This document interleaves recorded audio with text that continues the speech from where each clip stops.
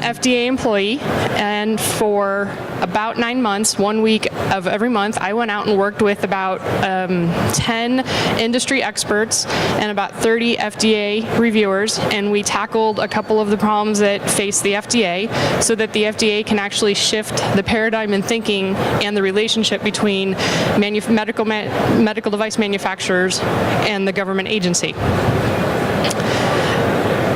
So where this all started was Innovation Pathway 2.0, and really the goal here was to get the two sides to work together and really shift that paradigm. That was it. And Dr. Jeff Shuren, who's the head of the CDRH, really took on funding and making sure Innovation Pathway 2.0 happened. So this is the background. And by the way, my presentation has the links for all these places so that if you'd like a copy of the presentation, it'll take you to all of the tools that has come out of this. So the principles were to shorten the timeline and make sure it was cost effective, making sure that there's collaboration and that have decisions that help create forward momentum.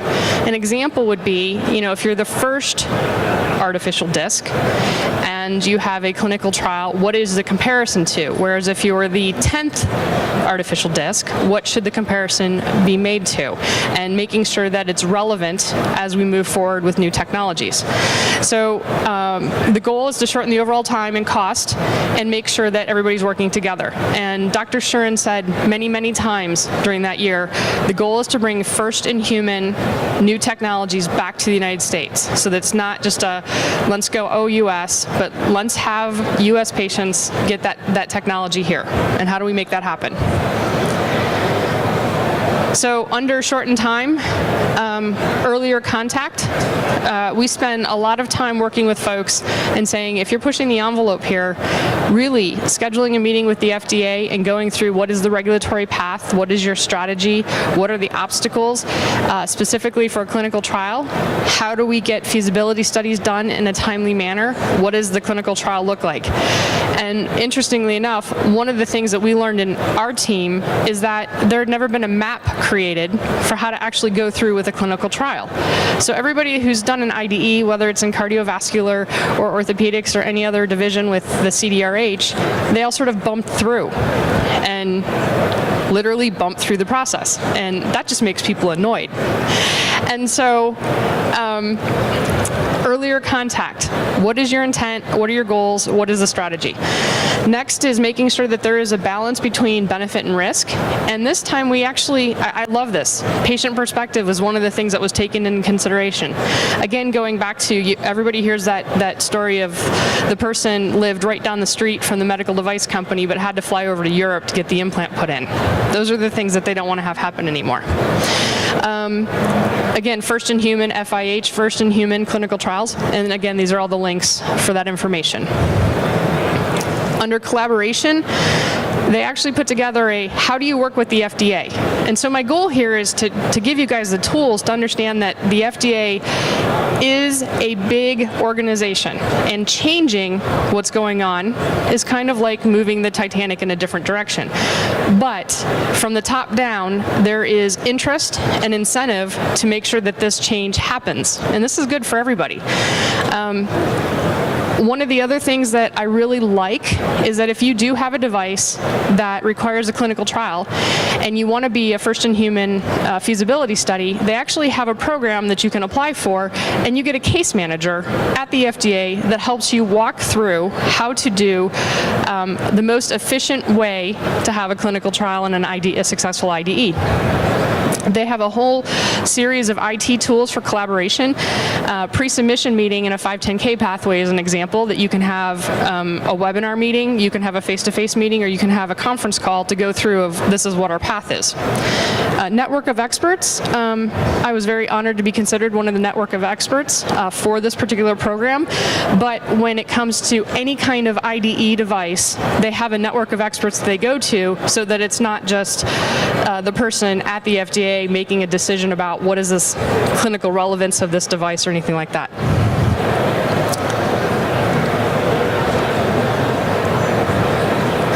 Okay, So really, making sure that they're not working in a box is using the network of experts. And then there's actually a guidance that was just released about a year ago on how to do the first in human. And I love the wording, intended for unmet medical need for life-threatening or irreversibly debilitating diseases or conditions. We need it to happen now. And that's really what this was. And so they're, again, a proactive approach. So that was all the foundation to actually get the EIR program going. I was the only person from outside the FDA that had orthopedic experience, and in my team I was the only orthopedic background person. And so I spent a lot of time saying, but that's not how it is in orthopedics. In cardiovascular, yes, we have to do a clinical trial. Yes, we understand that that's going to happen. Not in orthopedics. And so we spent a lot of time saying, no, we need to do this a different way. So there are 3 different groups. One was streamlining clinical trials. That was the team I was on. One was looking at reimbursement and making sure that even if you get something cleared, you can get it reimbursed. And then the third was striking a balance between pre and post data, meaning do we really have to go through a 10-year clinical trial, I'm over-exaggerating there, to get clearance if we have enough evidence that says, wait a second, a clinical trial is really the safety measure to allow this to be available to folks to use. I'm just having technology issues. Okay, so our first thing was, do we have a map? And does everybody know what's on the map? And everybody being everybody in the FDA, as well as the medical device companies or all the other stakeholders that go into creating a successful IDE device, no matter what branch of the FDA it goes through. The answer was no. So the first thing we did was we actually created a map so that everybody could be playing in the same ballpark. I love when that happens. The next thing we recognized was that the FDA had a whole bunch of data, but they had no idea what any of it meant and what their performance record was. And so fortunately on our team, we had really smart guys that were data-centric and knew how to mine all the data out and actually create metrics that we can do something with and show progress. We also spent a lot of time working with other groups like AdvaMed and other industry groups that were representing medical device companies. We had lots of conversations with Dr. Jeff Shuren and other key FDA leaders to make sure that the things that we were learning, and some of them very simple and low-hanging fruit, were actually going to happen and benefit the industry. We looked at all the findings and made sure that we had solid recommendations that were realistic and implementable. I walked away with 7 lessons. Really, it's about things are complex and there's no easy solution, but when you put some really smart people together in a room, we can come up with easy solutions that can be used and actually see results. Number 2, I think, is probably one of the most important ones. The FDA has a sincere interest, again, no matter who you talked with, to change the perception of what's going on and making sure that first-in-human technologies were available in the United States. Next was metrics, and considering that we've run businesses for a number of years now, metrics are important across the board. And so we kind of pointed out that they needed to have some metrics and some performance measures to see if they were heading in the right direction, no matter what it was for. And again, that this had to come from the top and go down through the entire ranks. Let's see, number 4, that's sort of self-explanatory, but we actually talked about, just like everything in life, communication is key to getting through whatever challenge we have in front of us. When we evaluated the metrics, we also found out that one size doesn't fit all.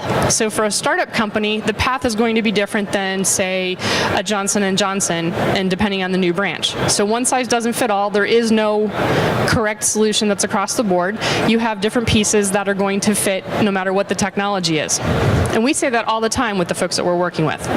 It depends, is what we say a lot.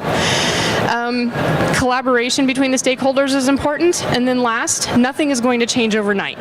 It's going to take some time, but understanding that there is some forward momentum going on to change this paradigm, and again, first in human is really key.